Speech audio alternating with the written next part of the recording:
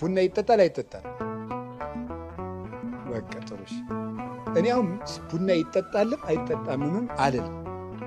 መልሱ ሌላ ጊዜ እነግራቸዋለሁ፣ ርዕሰ ጉዳይ ስላልሆነ ማለት ነው። ግን በቡና መጨቃጨቅ ራሱ ኃጢአት አይደለም? ልንገራችሁ፣ ጎኔነቴን እኮ ነው። ትንሹን መልቀም ማለት ምን አለው? ነፍስ መግደል አለ የለም?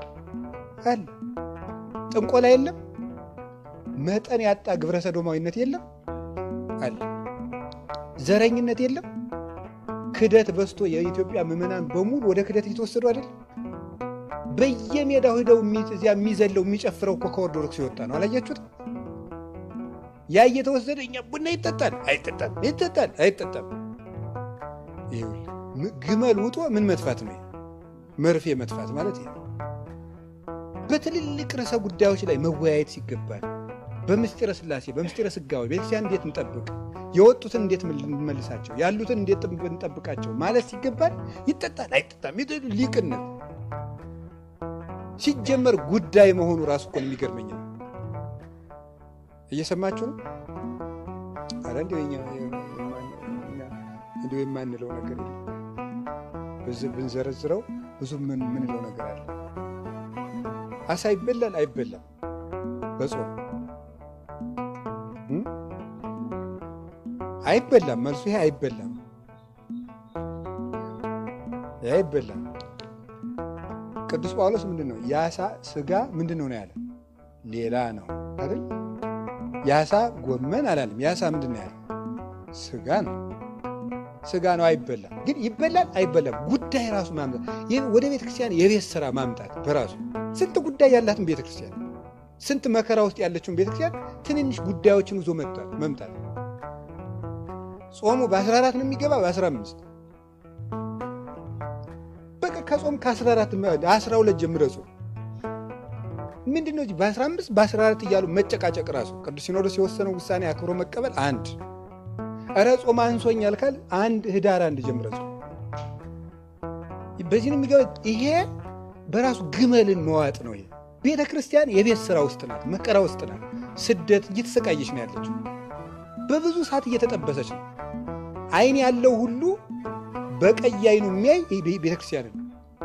እግር ያለው ሁሉ የሚፈጥን እሷን ለማቃጠል ለማጥፋት ነው። በዚች ቤተ ክርስቲያን ላይ መከራ አንሷት ነው ወይ? ሐሳብ እያመጣን መከመር፣ ሐሳብ እያመጣን መከመር።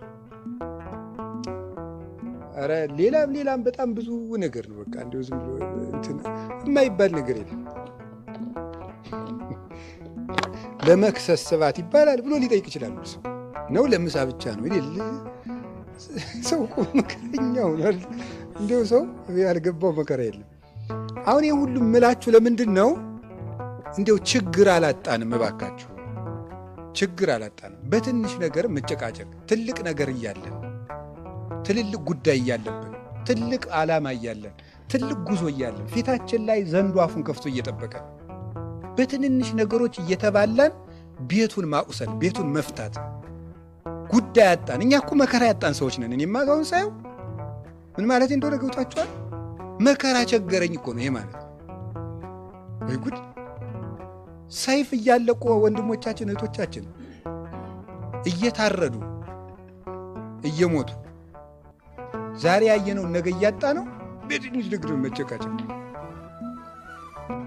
እና ይሄን ከቃሉ ጋር ናችሁ። እንደው ልንገራችሁ፣ ቤተ ክርስቲያን ውስጥ ገብታችሁ ራሱ እንደዚህ ይላል እንዴ። አንድ ቅዱስ ጻድቅ ነው ከበረሃ አባቶች አንዱ እና ምንድን ነው የሚለው? ወንድምህ ቤተ ክርስቲያን ውስጥ ንባብ እያነበበ ንባብ ሲያበላሽ ስትመልሰው የሚቆጣ ከሆነ ቶው፣ ንባቡን አንተ ዝም ብለህ በልብህ እየመለስክ ስማ ይለ። ንባቡ እንዳይነጥብ አንተ በምን መልሰው ነው? በልብህ እየመለስክ ቶው፣ ዝም ብሎ እንደ ፈረስ ይጋልብበት ነው። ያያችሁ ለፍቅር የሚከፈልን ዋጋ እያለው ቃል እግዚአብሔር እንኳን እያበላሸ ቢሆን የሚቆጣ አይነት ሰውዬ ከሆነ ምን በለው ነው? ቶው፣ አንተ ግን ቀለሙን በልብህ መልሰው ነው። እስከዚህ ድረስ ነው ለሰው የምንጠነቀቀው እና ጉዳይ አድርገን መጨቃጨቅ እንትን አይባል እንትን ይሄን በለው ይሄን። እግዚአብሔር እንግዲህ ለትልቅ ነገር እንድናስብ ይርዳን። ትልቅ ነገር ነው ማየት። ሀባ አሎ ገደላ እኛ የኛ ንስርነታችን አሞራነታችን አንድ የሚሰበስበን ቅዱስ ስጋ አለ። ያ ማን ነው? ክርስቶስ ነው። እኛ የምንሰበሰበው ስብሰባ የምንሰበሰበው ውሳኔ የምንወስነው ትልቅ ነገራችን ክርስቶስ ዙሪያ ላይ መክበብ ነው። ጥቃቅን ነገሮች ላይ አይደለም እኛ የምንከበው። እኛ የምንከበው በክርስቶስ ዙሪያ ነው። ይሄንን ያደረግን እንደሆነ ከግብዝነት እንወጣለን። ግብዝነት በጣም ብዙ ነው፣ ይብቃል። ከዚህ ንጹህ መሆን ነው። አይሁድ ለምሳሌ ያደረጉትን እንገራችሁ። ለምሳሌ የአይሁድን ግብዝነት ላሳያችሁ። ሰውየው እጁ እንደዚህ ብሏል፣ እንደዚህ ያለ ነው እድሜ ዘመኑ። ደግሞ አንዲቱ ደግሞ ከተፈጠረች ጀምሮ ምንድናት? ጎባጣ ቋለ እንደ መሬት የቀረበ የተሰፋች ናት። ጌታችን ሴትዮ ያደርግና ቀና በይ አላት። ይዛች ሴትዮ ደስታ አስቡት። ከተወለደች ጀምሮ ጎባጣ ቀጥ ስትልና ሀሰበችው ሮጣ ስትደርስ ሰርታ ስትበላ ተመልከቷት። ያችን የታሰረች ፈታ መተው ምን እንዳሉ ሰምታችኋል? ሰንበት ነው ዛሬ። እንዲሁ እኮ ታምር እኮ ነው። ቁጭ ብላችሁ ዝም ብላችሁ አስቡት ማለት ነው። የሰው የእድሜ ዘመን ማሰሪያ ሲፈታ በሰንበቱ እንዴት ትፈታለህ? ሰውየው እንዲህ ብሎ የኖረ ነው። እጅን ዘርጋረው እንዲህ ያለ አብረው መደስ ሲገባ ሰንበት ነው። የአይሁድ ነገር መቼስ ዛሬም እኮ ስትሄዱ እኮ ያስቃሉ። ስልክ ለምሳሌ በሰንበት አይደውሉም ዛሬም እስራኤል ውስጥ። ለምን? ሰንበትም እንደዚህ መነካካት ማለት 09 ምናምን ሲነካኩ ሰንበት እንዳይሻር ማለት እና ስልኩን በኪሱ ይዝና ግን የሚፈልገው ሲሆን አውጣና ደውልልኝ ይላል። ይሄ ሊፍት ራሱ የፎቅ ሊፍት አለ። የፎቅ ሊፍት ላይ በሰንበት እንትን አይሉ አይዘጉም ሊፍቶቹ ራሳቸው በሲስተም እንዲሄዱ ነው የሚደረግ። ለምን? ሊፍቱን ሲያረጉ ሰንበት እንዳይሻር ማለት ነው።